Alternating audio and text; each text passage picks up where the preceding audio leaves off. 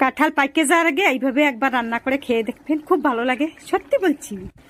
আমাদের তো খুবই ভালো লাগে, জানি না আপনাদের কাছে কেমন লাগবে। তো একবার খেয়ে দেখতে পারেন, খুবই ভালো লাগে। তো একটা কাঁঠাল নিয়ে আসলাম, আমি আমার ঘরে রান্না করব। তো কাঁঠাল আমি ছোট ছোট পিস করে কাটিয়ে নেবো। তার জন্য কাঁঠালে তো আঠা থাকে, আপনারা সবাই জানেন।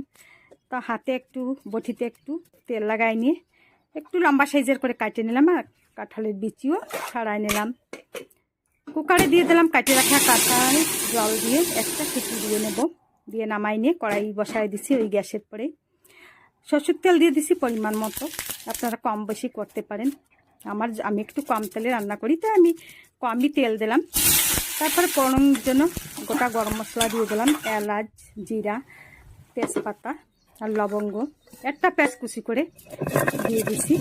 পেঁয়াজ একটু লাল লাল হয়ে গেছে, তখন দিয়ে দিছি লঙ্কার গুঁড়ো, হলুদ গুঁড়ো। শিলে দিয়ে জিরা, কাঁচা লঙ্কা, রসুন আমি একসঙ্গে বাইটে দিয়ে দিলাম। মশলাটা একটু ভালো করে কষায় নিছি।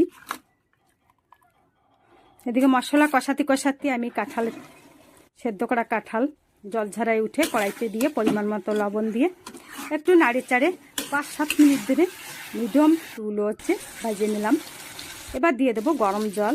এখানে ঠান্ডা জল দিলে ভালো হবে না, কাঁঠাল বতি কাঁঠাল তো। আর আগের ভিডিওতে যে লাইক করছেন ওনাদের জন্য রইল আমার অসংখ্য ধন্যবাদ। বড়দের জন্য রইল প্রণাম, ছোটদের জন্য ভালোবাসা। কাঁঠালের তরকারি রান্না হয়ে গেছে, নামিয়ে নিলাম। আজ এই পর্যন্ত। ভালো থাকবেন, সুস্থ থাকবেন।